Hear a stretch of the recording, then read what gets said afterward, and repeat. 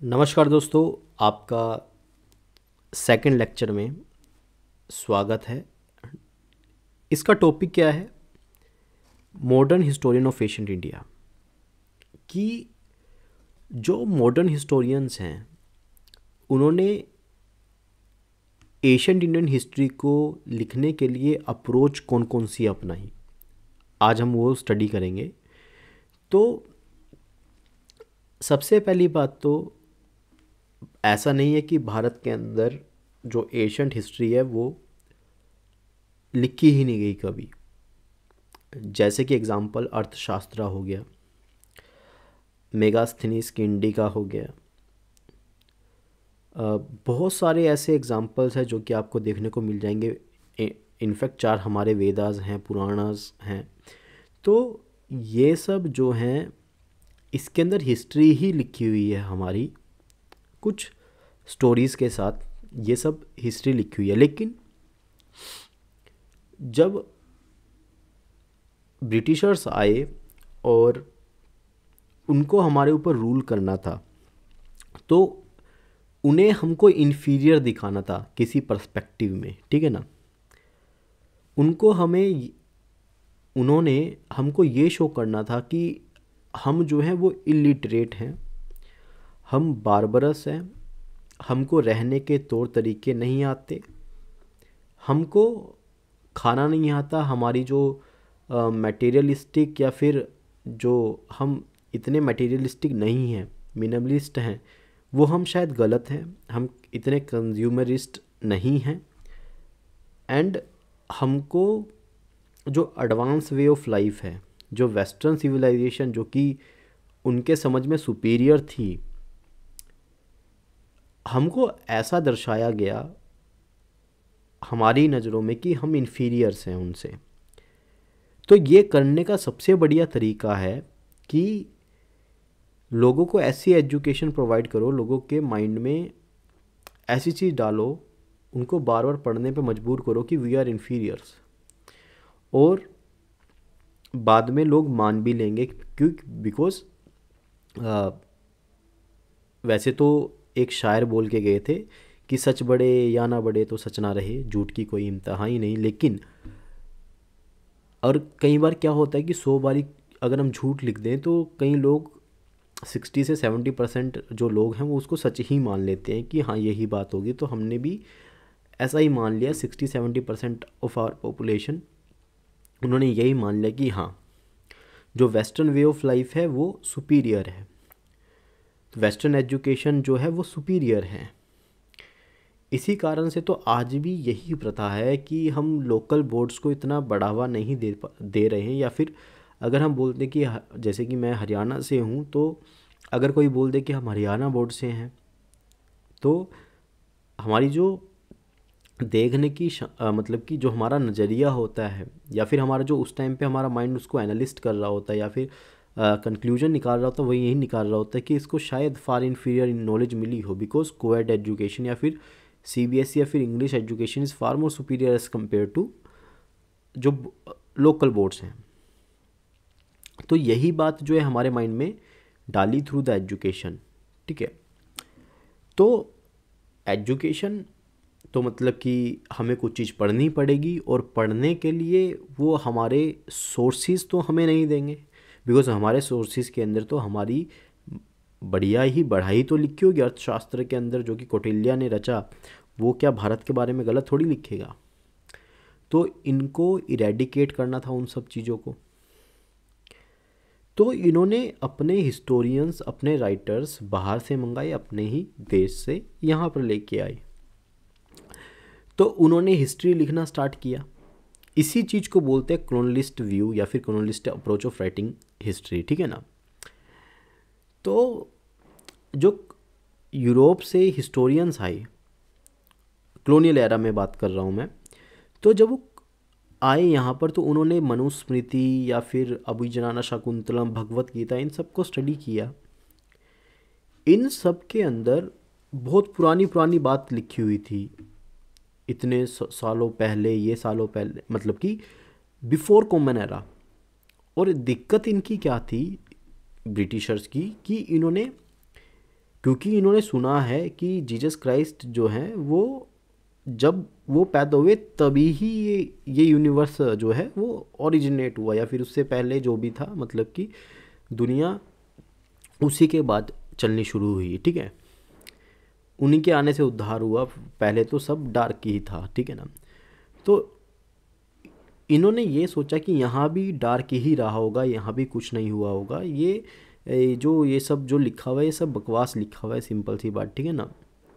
हम अपने तरीके से लिखते हैं, सिंपल सी बात, ठीक है ना।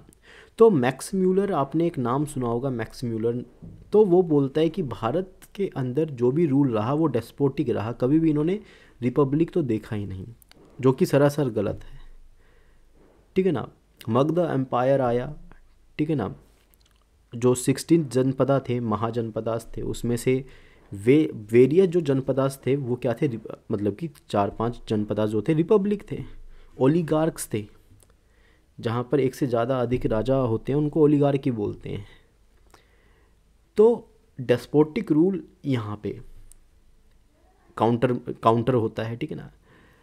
एक और चीज़ मैक्स म्यूलर ने बोली कि यहाँ के जो लोग हैं वो प्रेजेंट की जगह फ्यूचर का ध्यान देते हैं, फ्यूचर के बारे में सोचते हैं।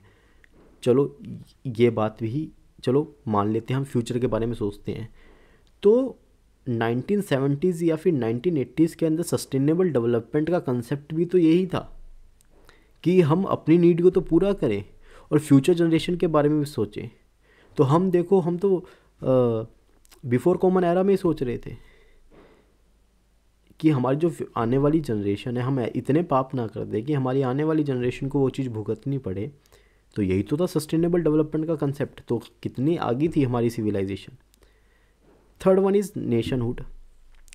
अब नेशन की जो परिकल्पना है वेस्टर्न के दिमाग में कि एक ही टाइप का कल्चर होना चाहिए, एक ही टाइप की भाषा होनी चाहिए, एक पर्टिकुलर स्ट्रॉन्ग बाउंड्री के अंदर ये लोग रहने चाहिए, ठीक है। क्योंकि वहाँ पर कल्चर क्या है, वहाँ पे सिमेटिक रिलीजन है। मैंने पिछले लेक्चर अगर आपने ध्यान से सुना हो तो मैंने आपको यही बताया कि सिमेटिक रिलीजन की प्रॉब्लम ही यही है कि वो डाइवर्सिटी को कैटर नहीं करता। और हिंदुइज़्म की यही खासियत है कि वो हर डाइवर्सिटी को कैटर करता है। और इस्लाम को भी कितनी ब्यूटीफुली इंटीग्रेट किया है कि आज हम पीर के ऊपर, हिंदूज़ भी पीर्स पे जाते हैं। वो इस्लाम का खर्चा, पीर का मतलब है क्या, टीचर।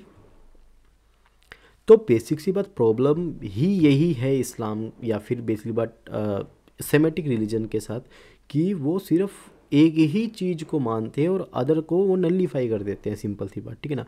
तो इन्होंने सोचा कि यहाँ पे तो कोई कॉमन भाषा नहीं है, हर जगह पे जाते हैं तो एक नई बोली मिल जाती है हमको, सिंपल सी बात, ठीक है ना। तो ये नेशन कैसे एग्जिस्ट कर सकता है, यहाँ पे लोग तो कितने डिफरेंट वैरायटी के लोग हैं, ये तो नेशन एग्जिस्ट ही नहीं करता।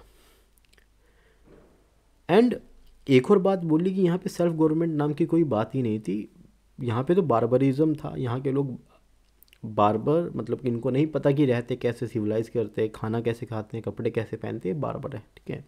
जो कि बात 100% गलत थी। इसके बाद आते हैं, है ना, विंसेंट अर्थर स्मिथ, ठीक है ना। ये अपनी बुक लिखते हैं early history of India. Early history of India के अंदर मैक्सिमम टाइम तो ये अपना गाथा गाते रहते हैं, किसके बारे में, अलेक्जेंडर इन्वेशन के बारे में। और अलेक्जेंडर इन्वेशन के बाद अगर हम पूरी पढ़ें, सिंपल सी बात, ठीक है ना, तो वो आगे आया ही नहीं, लड़ाई नहीं नंद के साथ, तो क्योंकि डर गए थे उसके जो साथ में साथी थे, ठीक है ना। इसके बाद इसने भी यही बोला कि जो भारत है it is the land of despotic rulers इतने डेस्पोटिक रहे हैं। तो आप शायद यूरोप की हिस्ट्री पढ़ना भूल गए, आप शायद कॉलोनियलिज्म को देखना ही भूल गए। कॉलोनियलिज्म ने तो शायद बहुत भला किया है, शायद इंडिया का, पाकिस्तान का, अफ़गानिस्तान का या फिर अदर्स नेशन का, ठीक है ना। एंड एक और बात बोली कि इंडियंस को सेंस नहीं है क्रोनोलॉजी की, बिकॉज मैं फिर वही बोल रहा हूँ कि इनकी सोच यही है कि जीसस क्राइस्ट आए तो तभी उजाला हुआ पूरे संसार के अंदर। मैं जीसस क्राइस्ट के अगेंस्ट नहीं हूँ, मैं किसी भी उसके अगेंस्ट नहीं हूँ, बट इनकी सोच के अगेंस्ट हूँ मैं, ठीक है। कि क्रोनोलॉजी की सेंस नहीं है इनको, संवत, विक्रम संवत या फिर शाका संवत, इनके बारे में नॉलेज तो नहीं थी। वो सोचते हैं ये तो पीछे ही जा रहे हैं, माइनस में जा रहे हैं, ऐसा कैसे हो सकता है ना। हमारे तो जीसस क्राइस्ट जो हैं वो फर्स्ट एडी के बाद तो ही, तभी तो, उसके पहले तो कुछ था ही नहीं पृथ्वी के ऊपर, पृथ्वी ओरिजिनेट ही नहीं हुई, ठीक है ना। ये सब इन्होंने मैक्स म्यूलर या फिर ये जो कॉलोनियलिस्ट जो व्यू है ना, ये सब इसलिए था ताकि ये जस्टिफाई कर पाएँ कि जो कॉलोनियल रूल है ना वो सबसे बढ़िया है इंडियंस के लिए, क्योंकि इंडियंस ने कभी इससे बढ़िया रूल तो कभी देखा ही नहीं। अशोका का रूल तो कभी देखा ही नहीं, अकबर का रूल तो कभी देखा ही नहीं, चंद्रगुप्त मौर्य का रूल तो कभी देखा ही नहीं, इंडस वैली सिविलाइजेशन तो देखी ही नहीं, जिसकी डेट अब एक नई रिसर्च आई है जो कि डेक्कन यूनिवर्सिटी, डेक्कन के अंदर एक यूनिवर्सिटी है, कॉलेज है, उसने करी है।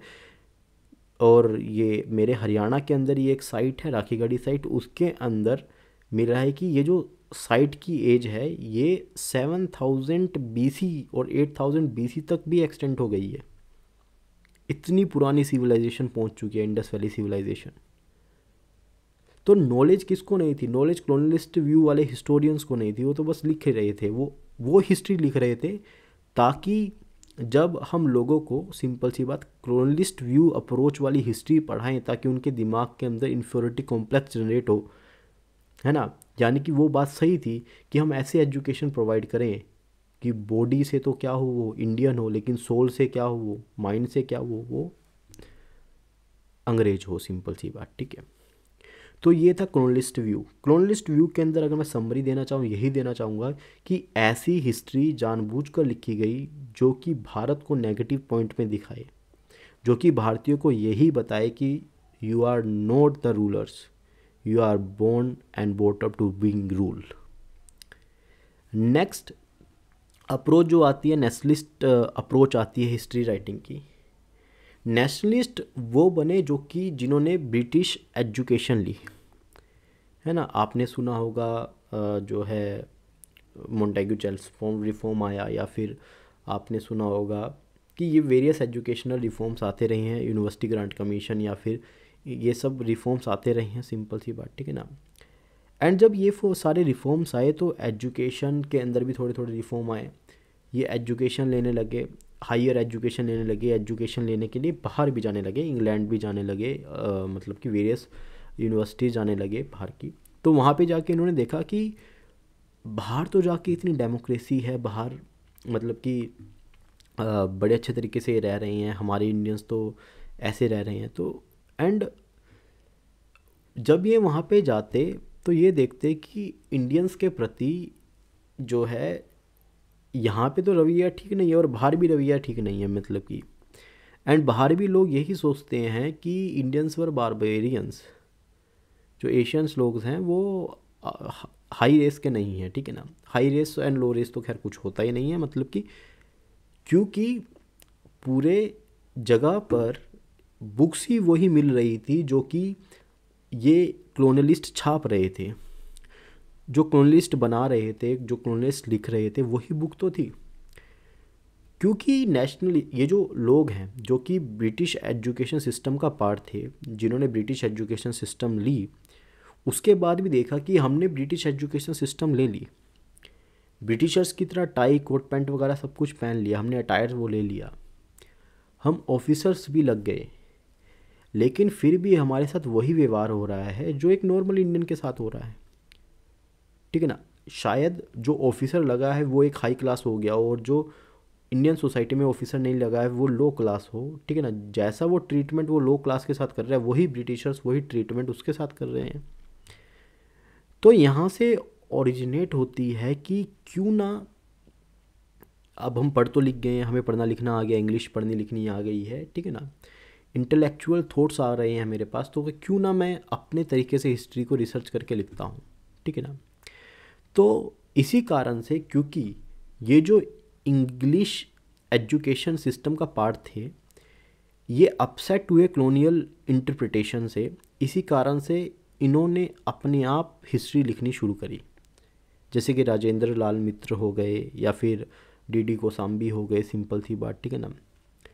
इन्होंने हिस्ट्री लिखी और इन्होंने इतनी बढ़िया हिस्ट्री लिखी, इन्होंने नेगेट किया सभी पॉइंट्स को, इन्होंने बताया कि देखो कैसे चंद्रगुप्त जो चंद्रगुप्त थे उन्होंने सेलेकस निकेटर को हराया। उसके बाद मेगास्थनीज को बेसिबस सेलेकस निकेटर ने भेजा चंद्रगुप्त प्रथम के कोर्ट के अंदर और उसने इंडिका लिखी। उन्होंने बताया कि अर्थशास्त्र को अगर हम पढ़ें तो हमें पता चलता है कि कैसे प्रॉपरली एडमिनिस्टर किया जाता है किसी भी सोसाइटी को। तो ये नेशनलिस्ट अप्रोच आई हिस्ट्री लिखने की। फिर आती है नॉन पॉलिटिकल अप्रोच। देखो, कॉलोनियलिस्ट के अंदर भी एक पॉलिटिकल अप्रोच थी, वो चाहते थे ब्रिटिशर्स का भला हो। नेशनलिस्ट अप्रोच के अंदर भी कॉलोनियलिस्ट अप्रोच थी, वो चाहते थे कि बेसिकली बात इंडिया के अंदर इंडियंस जो हैं उनके अंदर एक स्वाभिमान आए और इंडियन जो है अपनी इंडिपेंडेंस इस नेशनलिस्ट अप्रोच के ऊपर ले लें। ठीक है, जब इंडिया आज़ाद हुआ या फिर उसी के दौरान जब इस फ्रीडम स्ट्रगल चल रहा था तो एक और एशियन इंडियन हिस्ट्री को लिखने का अप्रोच आया जिसको बोलते हैं नॉन पॉलिटिकल हिस्ट्रिकल अप्रोच। ठीक है ना, इसके सबसे बढ़िया एग्जांपल हैं ए एल बशम हो गया या फिर दीदी कोशाम्बी हो गया। ठीक है ना, डीडी कोशाम्बी। इन्होंने हिस्ट्री लिखी, इन्होंने कल्चरल पर्सपेक्टिव पे, सोशल पर्सपेक्टिव पे और इकोनॉमिक पर्सपेक्टिव पे बिना बात को बढ़ाए या फिर घटाए, जैसे कि जैसे फैक्ट्स थे वैसे के वैसे हिस्ट्री लिखी इन्होंने। मतलब कि कहने की बात करूँ तो इन्होंने मटेरियलिस्टिक हिस्ट्री लिखी, ना तो उस बात को इन्होंने बढ़ाया ना उस बात को इन्होंने घटाया। जो बात थी कि एडमिनिस्टर यहाँ पे हो रहा था, ये इसकी कैपिटल थी, ये चीज़ मेरे को मिली है यहाँ से, ये चीज़ ऐसा है, ये पिलर मिले हैं, ये ऐसे कॉइन्स है, एडमिनिस्ट्रेशन कैसे हो रहा है, सोशल लाइफ कैसी है, इकोनॉमिक लाइफ कैसी है, व्यूमेंस की पोजीशन कैसी है वहाँ पर, मेंस की पोजीशन कैसी है वहाँ पर। ठीक है ना, कैसी सोसाइटी है, मटेरियलिस्टिक या फिर जो है मैटरनल है, पैटर्नल है, कैसी सोसाइटी है। इन सब पॉइंट्स के ऊपर नॉन पॉलिटिकल हिस्ट्री को लिखा गया, मतलब कि मटेरियलिस्टिक। ठीक है ना, 3 अप्रोचेज अभी तक हम पढ़ चुके हैं, अभी तक देख चुके हैं। सबसे पहली थी कॉलोनियलिस्ट अप्रोच, दूसरी थी हमारी नेशनलिस्ट अप्रोच, तीसरी थी नॉन पॉलिटिकल अप्रोच। ठीक है ना, अब क्या होता है 1980s के बाद एक स्ट्रॉन्ग हिंदुत्व का रिवाइवल होता है एंड उस दौरान 1980s में, ठीक ना, कुछ इंडियन राइटर्स एंड कुछ जो हैं ब्रिटिश काउंटर पार्ट या फिर जो यूरोपियंस राइटर्स होते हैं वो एक अप्रोच स्टार्ट करते हैं, उसको बोलते हैं कम्युनलिस्ट अप्रोच। तो हिस्ट्री राइटिंग की कम्युनलिस्ट अप्रोच भी स्टार्ट हो जाती है। इसके अंदर एक पर्टिकुलर वे और एक पर्टिकुलर पीरियड को एसोसिएट कर दिया जाता है रिलीजन के साथ। जैसे कि एशियंट पीरियड को इंडिकेट किया जाता है कि ये हिंदुइज़्म का पीरियड है, मेडिवल को इंडिकेट किया जाता है कि ये इस्लामिक पीरियड है। ठीक है ना, मॉडर्न को 2 हिस्सों में बांटा जाता है, एक तो colonialist and nationalistic point of view. ठीक है ना, तो अगर मैं बात करूं तो ये जो कॉलोनियलिस्ट अप्रोच है ये इरेशनल है। ठीक है ना, क्योंकि अगर मैं एशियंट हिस्ट्री को हम स्टडी करें तो वो खाली वहाँ पे हिंदुइज़्म नहीं था, हिंदुइज़्म के अगेंस्ट भी बहुत सारे लोग खड़े हुए। जैसे कि हिंदुइज़्म के अगेंस्ट में जो है बुद्धिज़्म खड़ा हुआ, हिंदुइज़्म के अगेंस्ट में जैनिज़्म खड़ा हुआ। तो बुद्धिज़्म और जैनिज़्म और हिंदुइज़्म ये तीनों की फ़ाइट चल रही थी, मतलब कि रॉन्ग वे में नहीं, एक फिलोसफिकल वे में कि हु इज़ सुपीरियर। ठीक है ना, तो अगर हम एशियंट इंडियन हिस्ट्री को खाली हिंदुइज़्म का टैग दे देते हैं तो वो भी गलत करते हैं, और अगर हम मेडिवल को सोली इस्लामिक हिस्ट्री बोल देते हैं, हम राजपूत को जो राजपूत हिस्ट्रीज, मतलब कि राजपूत जो रूलर्स हैं उनको नेगेट करते हैं, जो कि लड़े मुगल्स के ख़िलाफ़ या फिर जो वेरियस जो इस्लामिक रूलर थे उनके ख़िलाफ़। तो सोलली हमको ये नहीं बोलना पड़ेगा कि जो मेडिवल पीरियड है वो मुस्लिम बाय द मुस्लिम रूल्ड है। ठीक है ना, इसके बाद जो मॉडर्न वो है कि हम उसको मॉडर्न पीरियड को हम खाली कॉलोनियलिस्ट अप्रोच दे दें कि भाई ये तो कॉलोनियलिज्म था, सारा कुछ कॉलोनियलिज्म हुआ, वो भी गलत है, सिंपल सी बात। ठीक है ना, क्योंकि कॉलोनियलिज्म तो हुआ बेसिक सी बात, ठीक ना, लेकिन उस टाइम पे भी कोई बहुत सारे इंडिपेंडेंट जो रूलर थे वो वहाँ पे राज कर रहे थे, राजपूत का जो है एक स्पेशल अट्रैक्शन है। ठीक है ना, तो यही बात है कि जो कम्युनलिस्ट अप्रोच है वो भी बेकार है। ठीक है, तो इस जो लेक्चर है इसके अंदर यही हमने सीखा कि हिस्ट्री को राइट करने के वेरियस अप्रोच हो सकते हैं, जैसे कि एक है कॉलोनिस्ट अप्रोच, दूसरा है नेशनलिस्ट अप्रोच, तीसरा है नॉन पॉलिटिकल अप्रोच हो गया, चौथा है कम्युनलिस्ट अप्रोच हो गया। एक और अप्रोच होती है जिसको बोलते हैं कम्युनिस्ट अप्रोच। तो इंडियंस के अंदर जब भी हिस्टोरिकल राइटर्स हुए, मैक्सिमम हिस्टोरिकल राइटर जो हमारे स्कूल्स में भी पढ़ाए गए वो कम्युनिस्ट थे, ठीक है। तो हमारी maximum history is written by the communist writers and धीरे धीरे वो भी सही होगी इन फ्यूचर जाके। तो ये वेरियस अप्रोचेज़ होती हैं हिस्ट्री को लिखने की। आई होप आपको समझ में आया होगा। तो आखिरी में मैं इसका समरी यही दूंगा आपको कि हिस्ट्री जब भी लिखी जाए वो फैक्ट्स पर लिखी जाए, वो शून्य होकर लिखी जाए, ना वो +1 हो ना वो -1 हो, जो है सो है, ठीक है ना। उस चीज़ को लिखा जाए, फैक्ट्स पर लिखा जाए, ठीक है ना। तो यही बात है, क्योंकि अगर हम किसी चीज़ को बढ़ाते हैं या फिर घटाते हैं फिर वो बात सच ही नहीं रहती, सिंपल सी बात, ठीक है। तो यही बात है। तो हमें ऐसी बुक्स को पढ़ना चाहिए जो कि एक न्यूट्रलिस्टिक पॉइंट ऑफ व्यू आपके सामने रखें, न्यूट्रल होकर सारी बातें कहें, न्यूट्रल होकर आपके सामने सारे फैक्ट्स रखें, ठीक ना। क्योंकि अगर